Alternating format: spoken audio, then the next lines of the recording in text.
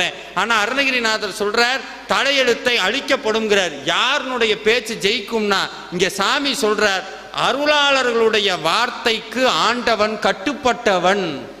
அருளாளர்களுடைய வார்த்தைக்கு ஆண்டவன் கட்டுப்பட்டவன்.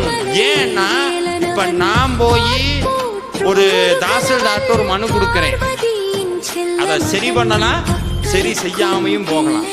இதே நீதிபதி கூப்பிடுறார் தாசில்தாருக்கு, உடனடியாக அதை பண்ணுங்கன்னா தாசில்தார் என்ன பண்ணணும்? என்ன பண்ணணும்?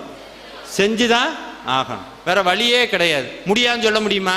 முடியாது. இதுல யாரு தாசில்தார், யாரு நீதிபதி? இப்படி எல்லாம் கேள்வி கேட்பீங்கன்னு தெரிஞ்சிருந்ததுன்னா ஒரு மணிக்கு வந்திருப்போம்.